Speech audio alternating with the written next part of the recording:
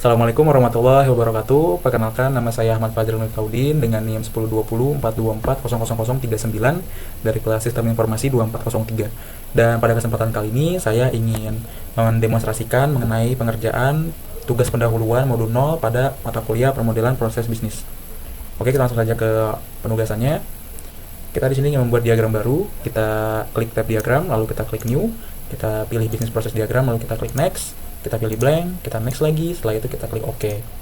Nah, kita sudah masuk ke tampilan pembuatan proses BPMN diagram gitu ya, pembuatan diagramnya, dan kita ingin save si project ini dengan cara klik project, tab project, lalu kita klik save. Nah, di sini kita ubah namanya misalkan BPMN modul 0, kita klik save, kita klik yes. Nah, setelah itu kita diberikan contoh diagram BPMN sederhana gitu ya pada tugas pendahuluan, dan kita diminta untuk membuat dua pool seperti pada gambar. Oke, kita klik horizontal pool pada panel di sebelah kiri, kita klik horizontal pool, kita klik di sini. Nah, untuk nama poolnya kita ubah menjadi pembeli. Lalu kita buat pool yang kedua, kita bisa klik lane di sini karena pool yang kedua itu memiliki dua lane. Nah, untuk nama poolnya di sini kita ganti menjadi warteg bahari, dan untuk si lane-nya kita ganti menjadi penjaga warteg.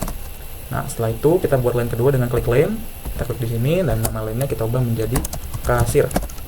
Oke, kita berhasil membuat dua pool gitu ya. Setelah itu kita ingin mengatur black box untuk pool pembeli karena pembeli itu merupakan aktor eksternal gitu ya. Kita bisa klik pool pembeli di sini, kita klik kanan, lalu black box, maka dia akan mengubah si nama pembeli itu di tengah atas gitu ya. Nah, setelah itu kita bisa mengatur untuk stretch. Jadi kita bisa klik salah satu pool, kita bisa panjang pendekan gitu ya si poolnya ini. Oke, setelah itu kita akan langsung membuat saja gitu ya si diagram BPMN sesuai dengan contoh. Oke, pertama kita mulai dengan start event, kita klik start event, lalu kita klik di sini. Nah, namanya di sini kita ganti keterangannya gitu ya, kita ganti menjadi ada pembeli datang. Kita klik, lalu setelah itu kita bisa membuat tas baru dengan cara klik tas di sini, atau kita klik start event, kita klik resource catalog, lalu kita pilih tas, lalu kita enter, maka dia akan muncul tas baru dengan garisnya gitu atau dengan lainnya. Nah, di sini kita ubah keterangannya menjadi menanyakan pilihan lauk dan sayur. Kita enter. Setelah itu kita bisa buat message flow-nya dengan cara kita klik resource catalog, langsung kita tarik gitu ya. Kita tarik ke pool pembeli. Nah, di sini untuk keterangannya kita bisa ganti menjadi memilih lauk dan sayur.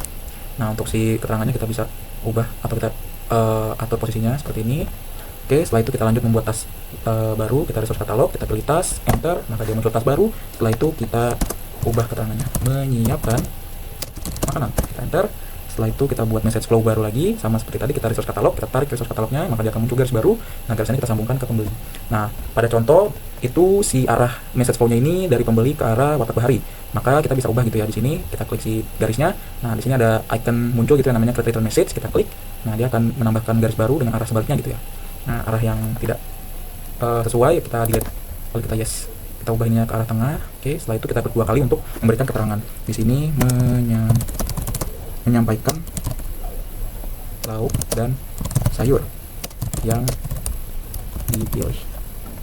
Oke, setelah itu kita ubah ininya di sini si posisinya. Oke, setelah itu kita buat tas baru sama seperti tadi, resource catalog, pilih tas, kita enter, maka dia muncul tas baru. Setelah itu kita ubah keterangannya menjadi menyerahkan makanan. Oke, muncul tas baru di sini. Nah, setelah itu kita membuat data objek di antara tas menyiapkan makanan dan menyerahkan makanan gitu ya. Nah, kita klik di sini, kita klik resource catalog, kita buat data objek, kita klik data objek, kita enter, maka dia muncul data objek. Kita atur posisinya di antara kedua tas ini, lalu untuk si keterangannya kita ubah menjadi makanan. Nah, untuk panahnya ini kita bisa ubah dengan cara klik si panah, lalu klik kanan, lalu kita klik direction, kita pilih yang to. Nah, jadi panahnya seperti ini. Dan untuk menambahkan panah ke arah tas yang menyerahkan makanan ini, kita bisa klik resource catalog, kita tarik si garisnya ke arah tas ini, lalu pilih yang data association. Setelah itu si garisnya kita bisa atur menjadi seperti ini. Nah, kurang lebih seperti ini.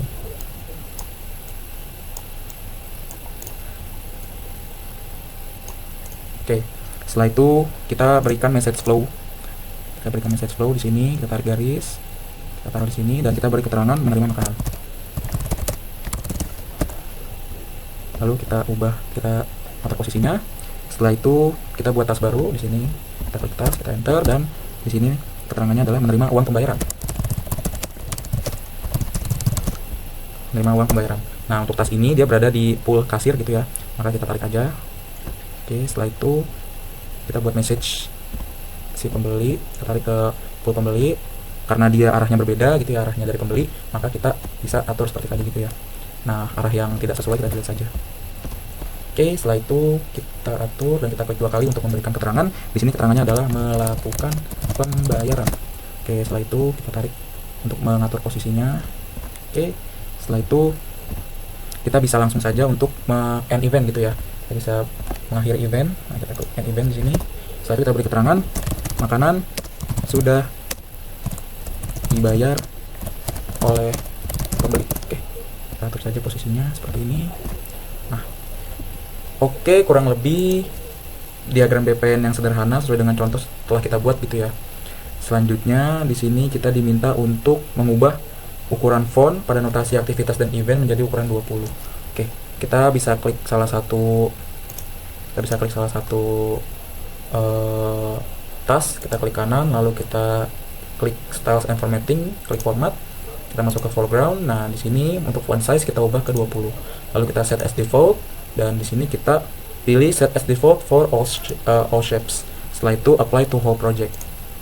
Kita klik OK. Nah, si projectnya ini atau si tulisannya ini akan menjadi besar gitu ya, karena ukurannya kan 20. Setelah itu kita bisa atur kembali.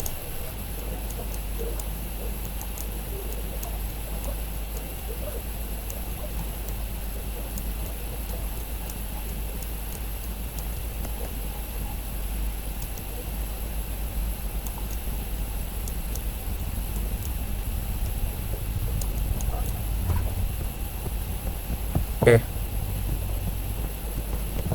Setelah itu kita bisa untuk mengubah ukuran font pada data objek menjadi ukuran 18. Kita klik data objek di sini, kita klik kanan seperti tadi styles and formatting dan formats.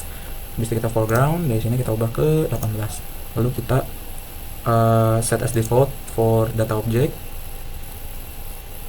Lalu kita apply to current diagram. Oke. Maka dia akan menjadi 18 gitu ya.